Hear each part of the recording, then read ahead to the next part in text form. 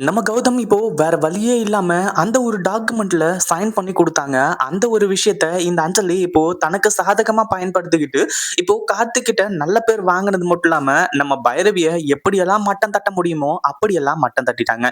இதுக்கப்புறம் வந்து பாத்தீங்கன்னா, இந்த அஞ்சலிக்கு இனிமே எந்த ஒரு பிரச்சனையுமே இல்ல அப்படின்ற மாரி நெனச்சோம்.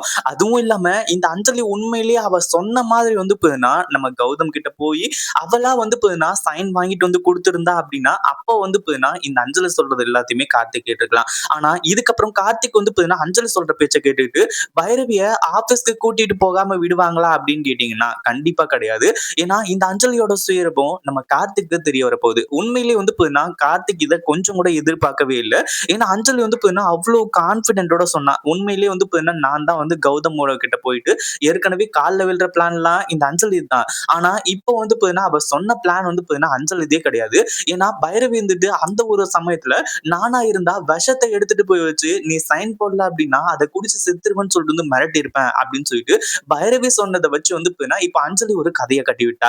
ஏன்னா, நம்ம கௌதம் வந்து பாத்தீங்கன்னா, ஏற்கனவே அதாவது அந்த மால்வாக் ப்ராஜெக்ட்டோட ஓனர் வந்து பாத்தீங்கன்னா, இந்த மாரி இந்த ஒரு ப்ராஜெக்ட் வந்து உங்க கம்பெனிக்கு கிடைக்கல அப்டின்னா, அதுக்கு அடுத்து இருக்கக்கூடிய எஸ்எஸ்கே கம்பெனிக்கு தான் இது கிடைக்கும். அப்ப உங்களுக்கு பிரச்சனை இல்லையா?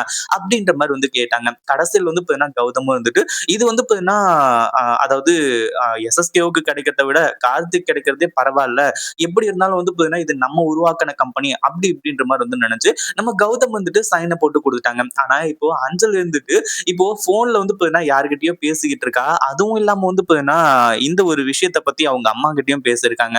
அத கேட்ட கார்த்திக்குக்கு தான் மிகப்பெரிய அதிர்ச்சி. அதாவது நீ நெனைக்கிற மாரிலாம் ஒண்ணும் கிடையாதும்மா. அதுவும் இல்லாம வந்து பாத்தீங்கன்னா, இந்த ப்ராஜெக்ட்ல கௌதம் என்னதான் பண்ணியிருந்தாலுமே சைன் போட்டிருக்கவே மாட்டாங்க. அதுவும் இல்லாம அங்க நடந்ததே இதுதான் அப்படின்ற மாரி வந்து சொல்லி, அங்க நடந்த விஷயங்கள் எல்லாத்தையுமே சொல்றாங்க. இத கேட்டதும் கார்த்திக்குக்கு பயங்கரமான அதிர்ச்சி. அதுவும் இல்லாம கௌதம் அண்ணனா இப்படி பண்ணது, அதுவும் எஸ்எஸ்கேவுக்கு கிடைக்கலனா கூட பிரச்சனை கிடையாது. எனக்கு கிடைக்கணும்னு எதுக்காக கௌதம் அண்ணன் நெனச்சிருக்கணும்? அதுவும் இல்லாம அஞ்சலி சொன்ன மாரி அவளா வந்து பாத்தீங்கன்னா, இது எல்லாத்தையுமே சாதிச்சிருந்தா மட்டும் தான் அஞ்சலி சொல்ற பேச்ச கேட்கணும். அதுவும் இல்லாம நம்ம நியாயமா இருக்கணுமா இல்லையா? அதனால பைரவி அத்தைய வந்து பாத்தீங்கன்னா, இப்பவே வந்து நம்ம ஆஃபீஸ்க்கு கூட்டிட்டு போலாம் அப்படின்ற மாரி சொல்லி, இப்போ பைரவிய வந்து பாத்தீங்கன்னா அந்த அதாவது ரெடியாக சொல்லிடுறாங்க. நீங்களும் ஆஃபீஸ்க்கு வரீங்க அத்த.